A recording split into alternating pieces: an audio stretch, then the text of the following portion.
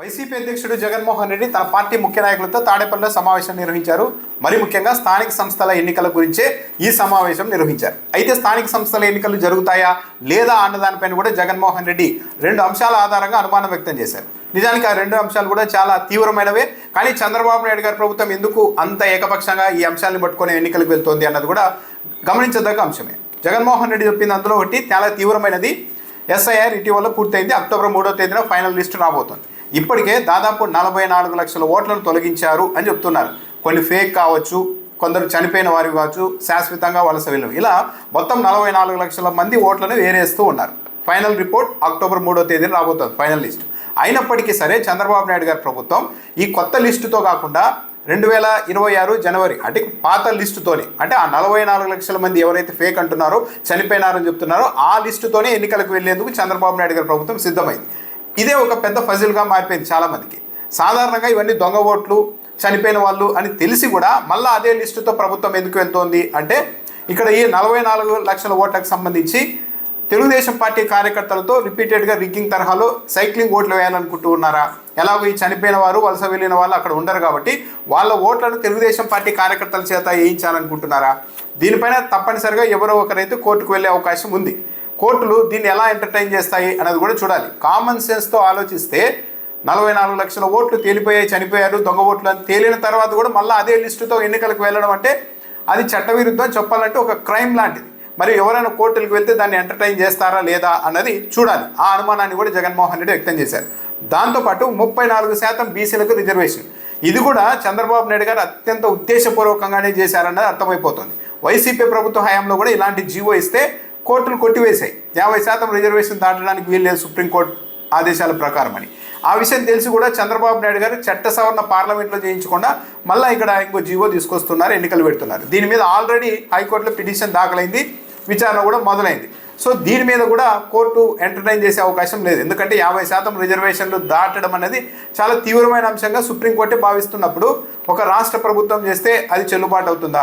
So ఈ రెండు అంశాల ఆధారంగా ఎన్నికలు వాయిదా వేయించేందుకు చంద్రబాబు నాయుడు ప్రయత్నిస్తున్నారా అన్న అనుమానాన్ని కూడా జగన్మోహన్ రెడ్డి వ్యక్తం చేస్తూనే, ఒకవేళ ఇవన్నీ కాకుండా ఎన్నికలు పెట్టినా సరే మనం ఏం చేయాలి అన్న దానిపైన కూడా జగన్మోహన్ రెడ్డి కొన్ని కీలకమైన సూచనలు, హెచ్చరికలు చేశారు. చంద్రబాబు నాయుడు ఎన్నికలను అయితే ఫెయిర్గా జరగనివ్వరు అని జగన్మోహన్ రెడ్డి చెప్తూనే, గెలుపోటమి సంగతి తర్వాత చంద్రబాబు నాయుడు ప్రభుత్వం ఎన్ని దౌర్జన్యాలు చేసినా సరే మనం ఇలాంటి పరిస్థితుల్లో కార్యకర్తల తరఫున నిలబడాలి, వాళ్ళు పోటీ చేస్తున్నప్పుడు అండగా నిలబడాల్సిందే అని నియోజకవర్గ ఇన్ఛార్జీలకు స్పష్టమైన ఆదేశాలు ఇచ్చారు జగన్మోహన్ రెడ్డి. ఇది మాత్రం నిజం చెప్పాలంటే.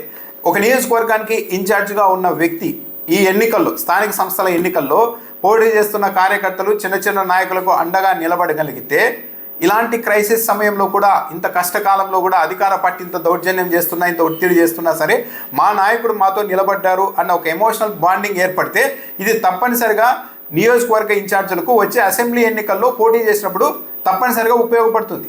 ఈ కార్యకర్తలంతా గెలిచినా ఓడినా సరే తమ పట్ల తమ నాయకుడు ఎంత కమిట్మెంట్తో, ఎంత గట్టిగా నిలబడ్డారు అన్న ఆధారంగానే వాళ్ళతో బాండింగ్ అనేది ఏర్పడుతుంది. ఇలా ఒక మంచి బాండింగ్ ఏర్పాటు చేసుకోవడానికి కూడా జగన్మోహన్ రెడ్డి చెప్తున్నట్లు నియోజకవర్గ ఇన్ఛార్జీలకు ఈ ఎన్నికలు అన్నది ఒక మంచి అవకాశం అని చెప్పాలి.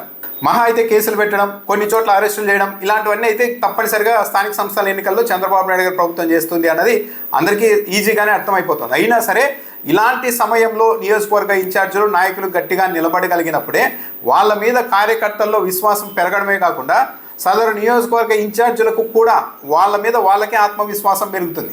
బాగా గమనించండి, చాలామంది వైఎస్ఆర్సీపీ నాయకులు అరెస్ట్ అయ్యి జైలుకు వెళ్ళి బయటకు వచ్చారు. దాంట్లో మాజీ ఎమ్మెల్యేలు ఉన్నారు, మాజీ మంత్రులు ఉన్నారు. వాళ్ళంతా అంతకు ముందు కంటే రెట్టింపు ఆత్మవిశ్వాసంతో ఈరోజు పనిచేస్తూ ఉన్నారు. అంటే ఎప్పుడైనా సరే ఒక క్రైసిస్ని దాటిన తర్వాత వచ్చే ఆత్మవిశ్వాసం అన్నది హై లెవెల్లో ఉంటుంది. సో ఈ ఎన్నికల్లో తెలుగుదేశం పార్టీ, రాష్ట్ర ప్రభుత్వం దౌర్జన్యాలు చేసే అవకాశం అయితే ఎక్కువగా ఉంటుంది. ఇలాంటి దౌర్జన్యాలని అడ్డుకొని నిలబడగలిగి కార్యకర్తల తరఫున ఫైట్ చేయగలిగితే ఆ ఫైట్ అన్నది నియోజకవర్గ ఇన్ఛార్జీలకి చాలా ఆనందాన్ని, ఆత్మవిశ్వాసాన్ని కూడా పెంచుతుంది. చంద్రబాబు నాయుడు ప్రభుత్వం డైరెక్ట్ ఎన్నికలు పెట్టాలనుకుంటోంది. ఇది కూడా మనకి ఒక విధంగా అనుకూలమైన అంశమే అని కూడా జగన్మోహన్ రెడ్డి చెప్పారు.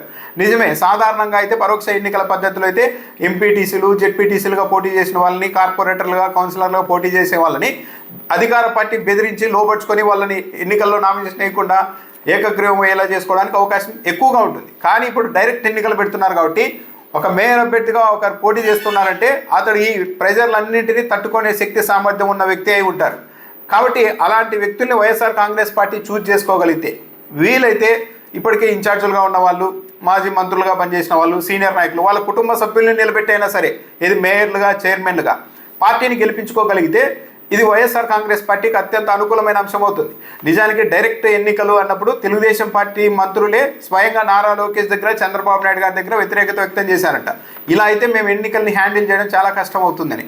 ఎందుకు కష్టం అవుతుందంటే ఒక చైర్మన్ గానో ఒక మేయర్ గానో పోటీ చేస్తున్న వ్యక్తి కాస్త బలమైన వ్యక్తి ఉంటారు. అతన్ని బెదిరించి నామినేషన్ వేయకుండా ఏకగ్రీవం చేసుకోవడం అన్నది సాధ్యం కాదు.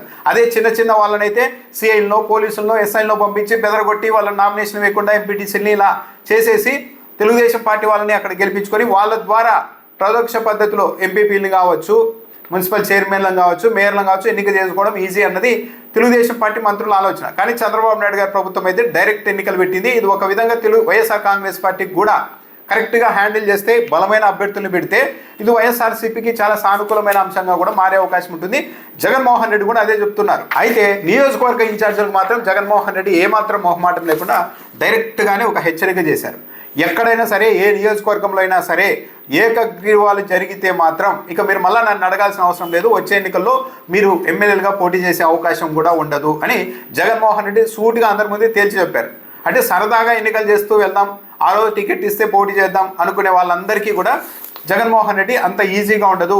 మీరు కార్యకర్తల కోసం ఈ స్థానిక సంస్థల ఎన్నికల్లో పూర్తిగా 100% ఎఫర్ట్ పెట్టి పనిచేయాల్సిందే అని స్పష్టమైన సంకేతాలు కూడా జగన్మోహన్ రెడ్డి ఇచ్చారు. అంతేకాదు కేవలం నామినేషన్లు వేస్తే సరిపోదు, ఆ తర్వాత నేను రిపోర్ట్లు వేయించుకుంటాను, నియోజకవర్గ ఇన్ఛార్జీలు ఏ స్థాయిలో ఎంతవరకు కార్యకర్తలకి ఎన్నికల్లో పోటీ చేసిన వారికి అండగా నిలబడ్డారన్నది కూడా నేను పరిశీలన చేస్తాను అని కూడా జగన్మోహన్ రెడ్డి చెప్పారు. ఒక విధంగా నియోజకవర్గ ఇన్ఛార్జీలు చాలా గట్టిగా పనిచేయాల్సిన అవసరాన్ని అయితే జగన్మోహన్ రెడ్డి పదే గుర్తు చేశారు. ఈ రోజు నుండి 70 రోజుల 80 రోజుల మీరు నియోజకవర్గాల్లోనే ఉండి అంతా రంగం సిద్ధం చేసుకోండి అని కూడా జగన్మోహన్ రెడ్డి చెప్పారు. అంటే ఇప్పటి నుండి నియోజకవర్గాల్లోనే ఉండి ఎవరిని ఎక్కడ పోటీకి దింపితే బాగుంటుంది, ఎలా ఉంటుంది అన్నది మొత్తం నియోజకవర్గాల ఇన్ఛార్జీలు సెట్ చేసుకోవాల్సిన అవసరం ఉందని కూడా జగన్మోహన్ రెడ్డి చెప్తున్నారు. పోలీసులకు మళ్ళీ ఇంకోసారి జగన్మోహన్ రెడ్డి తీవ్రమైన హెచ్చరికలే జారీ చేశారు. నిజానికి స్థానిక సంస్థల ఎన్నికలు పెట్టడానికి చంద్రబాబు నాయుడు గారు తొలి నుంచి వ్యతిరేకమే. గతంలో ఆయన ముఖ్యమంత్రిగా ఉన్న సమయంలో కూడా రకరకాల కారణాలు చెప్తూ స్థానిక సంస్థల ఎన్నికల్ని పూర్తిగా వాయిదా వేసేవారు. కానీ ఈసారి మాత్రం ఎన్నికలు పెడతాము అని తెలుగుదేశం పార్టీ అంటోంది. అంటే ఈసారి పోలీసులు ఉన్నారు అన్న ధైర్యంతోనే, పోలీసుల్ని అడ్డుపెట్టుకొని మనం ఏకపక్షంగా చేసుకోవచ్చు అన్న ధైర్యంతోనే ఈసారి ఎన్నికలకు తెలుగుదేశం పార్టీ ప్రయత్నాలు చేస్తోంది అన్న ఒక అభిప్రాయం కూడా ఉంది. ఈ నేపథ్యంలోనే పోలీసులకు కూడా జగన్మోహన్ రెడ్డి స్పష్టమైన హెచ్చరికలు చేశారు. మీరు తటస్థంగా పనిచేయండి, న్యాయంగా ధర్మంగా పనిచేయండి. అలా కాకుండా మీరు అన్యాయంగా పనిచేస్తే అది మీ కర్మ, మేము అధికారంలోకి వచ్చిన తర్వాత మాత్రం వదిలిపెట్టే ప్రసక్తే ఉండదు, చాలా కఠినమైన శిక్షలు కూడా ఉంటాయని పోలీసులకు డైరెక్ట్గానే హెచ్చరికలు జారీ చేశారు. సో మొత్తం మీద అయితే చంద్రబాబు నాయుడు గారి ప్రభుత్వం ఎన్ని దౌర్జన్యాలు చేసినా, ఎవరిని ప్రయోగించినా, పోలీసుల్ని ప్రయోగించినా సరే స్థానిక సంస్థల ఎన్నికల విషయంలో మాత్రం వెనక్కు తగ్గేది లేదు. ఏదైనా సరే తేల్చుకోవాల్సిందే అన్న నిర్ణయంతోనే, కృతనిశ్చయంతోనే వైఎస్ఆర్ కాంగ్రెస్ పార్టీ అధినాయకుడు ఉన్నారు అన్నది స్పష్టంగా అర్థమవుతోంది.